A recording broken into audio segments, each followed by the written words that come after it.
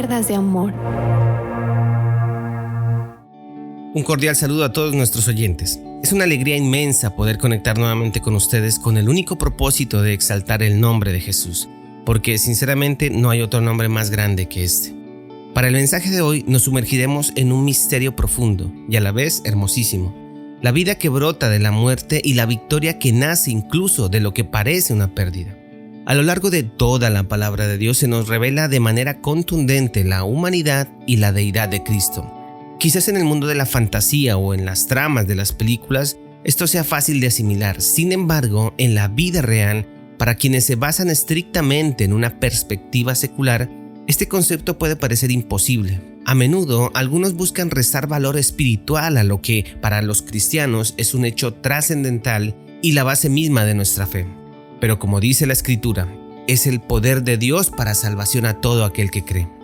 Encontramos un versículo revelador en Juan capítulo 12, versículo 24 que dice: de cierto os digo que si el grano de trigo no cae en la tierra y muere, queda solo, pero si muere, llevará mucho fruto. Este pasaje se interpreta comúnmente como una referencia directa a la muerte y resurrección de Jesucristo, cuyo sacrificio es el pilar de la salvación para muchos. Este pasaje se sitúa en un momento crucial, justo antes de la entrada triunfal de Jesús en Jerusalén y su camino inexorable hacia la cruz, cuando él mismo habla de su hora de glorificación. El versículo utiliza la metáfora del grano de trigo para ilustrar que su muerte no sería un final, sino el inicio de una obra redentora que produciría mucho fruto. ¿A qué se refiere con mucho fruto? Se refiere a la salvación obrada por gracia y al crecimiento de la iglesia de Cristo, compuesta por aquellos que han sido redimidos por su sangre. Para entender este proceso de la semilla, incluso desde una perspectiva natural, podemos visualizarla como un pequeño paquete que contiene un embrión, es decir, una planta bebé, alimento guardado para sus primeros días de crecimiento y una cáscara que lo protege. Este paquete se despierta con agua y calor. Cuando la siembras en la tierra y le proporcionas estos elementos, la semilla absorbe el agua. Esto a su vez despierta una sustancia llamada enzimas, que comienzan a utilizar el alimento guardado para proporcionar energía al embrión. Es entonces cuando el embrión saca una raíz para buscar agua y nutrientes en la tierra. Poco después aparece un tallo con las primeras hojas, que utilizará la luz del sol para producir su propio alimento. Es un proceso que conocemos como fotosíntesis. En este punto, la cáscara de la semilla se rompe y se desintegra. La semilla tal como la conocemos desaparece. Con el tiempo, esta planta pequeña crece y se convierte en una planta adulta, que ya no depende del alimento de la semilla porque ahora genera el suyo propio con la luz del sol. Básicamente, la semilla no se extingue, sino que invierte su estructura y energía para dar lugar a una nueva vida. Es un proceso natural en el que lo que parecía un final se convierte en realidad en un nuevo comienzo. Ahora volvamos al contexto bíblico, donde Jesús se nos presenta con dos naturalezas, divina y humana. Esta dualidad es absolutamente esencial para comprender la magnitud y la eficacia de su sacrificio, especialmente en el versículo del grano de trigo que acabamos de leer.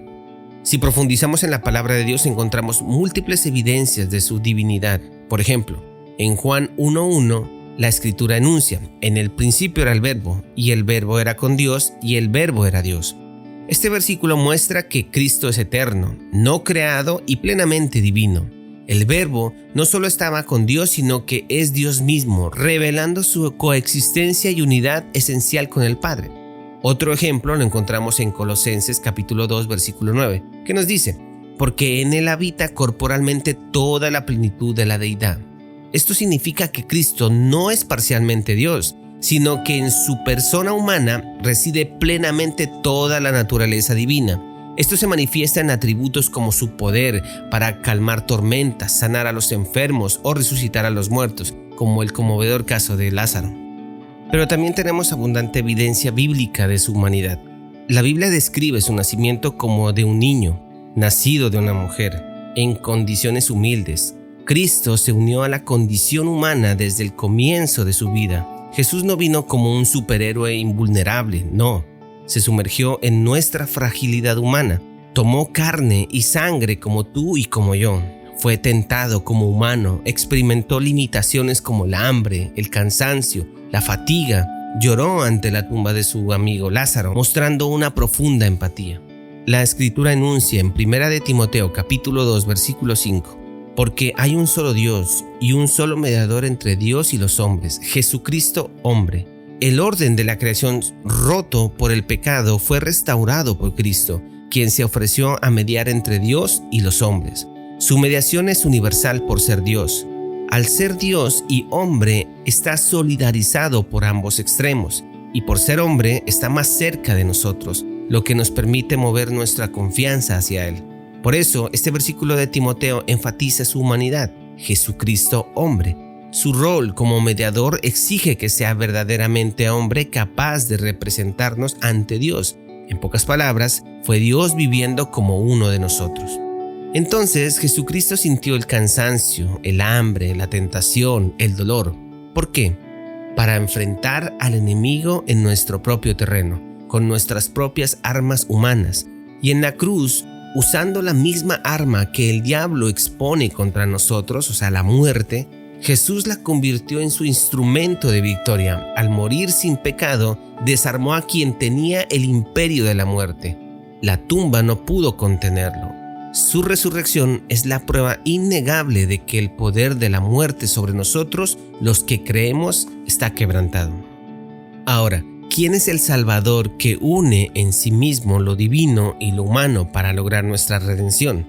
En la carta a los Romanos, en el capítulo 1, versículo del 3 al 4, nos lo presenta con claridad. Dice así: acerca de su Hijo, nuestro Señor Jesucristo, que era del linaje de David, según la carne, que fue declarado Hijo de Dios con poder, según el Espíritu de Santidad, por la resurrección de entre los muertos. Aquí vemos las dos realidades inseparables de Cristo. Por un lado, su humanidad real, tangible, arraigada en nuestra historia. Del linaje de David según la carne, nació en un lugar, en una cultura, en una familia, experimentó la vida terrestre en toda su plenitud. Por otro lado, su divinidad poderosa y vindicada, declarado Hijo de Dios con poder por la resurrección. La resurrección no fue solo un milagro, fue el sello divino, la demostración irrefutable de quién era realmente, el Hijo eterno de Dios. Su sacrificio humano fue aceptado por el Padre de la manera más gloriosa posible, levantándolo de entre los muertos. Mientras escuchamos estas verdades, es crucial que nos alertemos sobre peligros muy reales. Muchas veces las iglesias modernas pueden caer en la tentación de diluir este mensaje central. Por eso, cuando asistas a una iglesia, es importante que los predicadores hablen ineludiblemente de esta verdad en cada mensaje que exponen. Si no lo hacemos, la fe podría convertirse en un mero sentimiento agradable, un conjunto de reglas sociales o una búsqueda de prosperidad terrestre, olvidando la radicalidad de la cruz y la necesidad del sacrificio.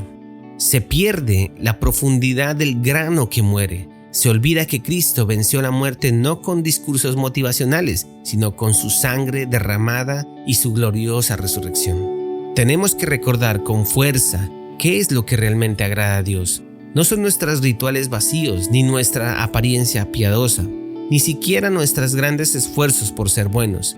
El hombre naturalmente es incapaz de reconocer su necesidad o confiar en Cristo sin la gracia. Nosotros y cada uno de los que me oyen estamos muertos en nuestros delitos y pecados. El sacrificio aceptable es esencialmente un corazón quebrantado y humillado, que reconoce su necesidad absoluta del Salvador. Es solo cuando somos unidos a Cristo por la fe, que es un don de Dios, que Él nos capacita para morir al yo y vivir para Él. Es cuando podemos decir con convicción: ya no vivo yo, mas Cristo vive en mí. Querido oyente, muchas gracias por escuchar este capítulo. Esperamos seguir compartiendo estos mensajes centrales que permiten el crecimiento de su iglesia. No olvides compartir este capítulo con todos tus amigos y conocidos y regálanos un fuerte me gusta para las personas en YouTube o para nuestra pequeña comunidad en las plataformas digitales. Y así hacemos que este contenido llegue a muchos. Que Dios los bendiga y hasta una próxima ocasión.